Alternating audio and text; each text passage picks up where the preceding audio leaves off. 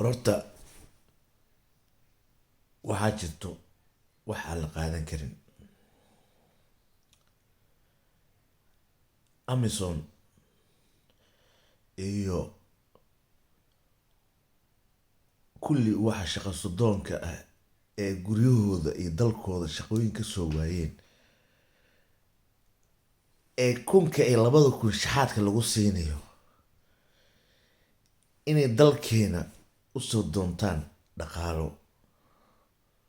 taa waan diidnay, mana yeeleyno. waa midda koowaad.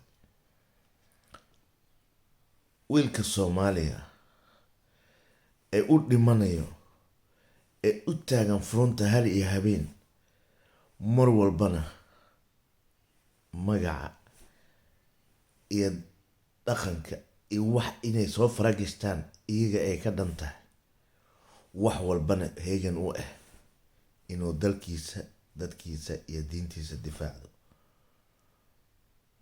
oo Soomaaliga ma jirto, marna ma yeelino magacyeelka ee mar magac la soo baxayo. annaga waxaan u taaganahay har iyo habeen in aan sax iyo qalad dadkeena iyo dalkeena iyo diinteenaba aan ku dhaqno. ummad baa jirto damacsan, doonayana inay dhiiga Soomaaliyeed ka macaashaan, ay dunida tusaan in ay dib noo celiyaan. waan ka diideynaa, kamana yeeleyno marne. waxaan ii sheega inta samaha jecel, dulqaadku waa dhammaaday. dadkana inaan shantaada kaa celin sharci kaa meelshaa la dhahay. inta yar ee doonayso xumaatada iyo qaska iyo musuq maasuqa iyo dhibka in dalkeena gadaal u noqdo, kama yeeleyno.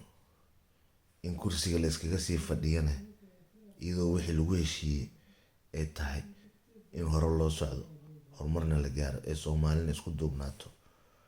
haddaa hadda bilowday, kan dambaana ka yeeleynin, kan hadda fadhiyaana ka yeeleynin, kan soo socdaana ka yeeleynin, kan dhaxalka sugayaana ka yeeleynin, kan dhaxalkayga sugay aanan ka yeeleynin marna.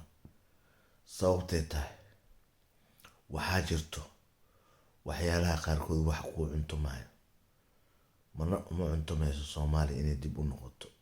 qof ku dhaartay dalkiisa iyo dantiisa, dalkiisa iyo dadkiisa iyo diintiisa, marna uma cuntumayso inay Soomaaliya dib ku noqoto. marnana kama yeelayo. luxumo geeriya baa ka roon. waxaad ogaatiin Soomaaliya, meel walba aad joogtiin, in dalkeena ee dad usoo shaqo tageen, dadkaasna ay rabaan aynan wax dhaamin kuwii shalay aan ku mudaharaadeyna, kuwii shalayto aan u diideyna waxay dhaamaan male. mid walba markuu imaado, isbedel doon baan ahay oo kusoo galaa, wuxuu noqdaa dabkii burjikada qurmiye. dabkii burjikada qurmiye ayuu noqdaa. marka fooxa lama shidee, afkana lagama faanee, foolkan ku dhufanayna, filinkoodana waa daminaynaa. taasaasaan ugu baxayaa Soomaali weyn. midda labaad aan maanta usoo galay waxaa waaye, ma jecli inaan ka hadlo, laakiin danta ayaa igu qasbayso inaan ka hadla iyadana. waa galmudug.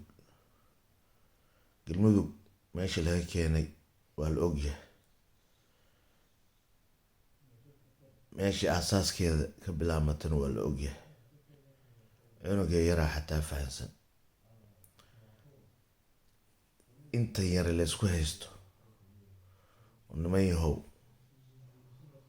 iyadoona xabad dhicin, iyadoona wax dhicin, iyadoona dad ku baabi'in, iyadoona tolka isku dilin, ha laga heshiiyo.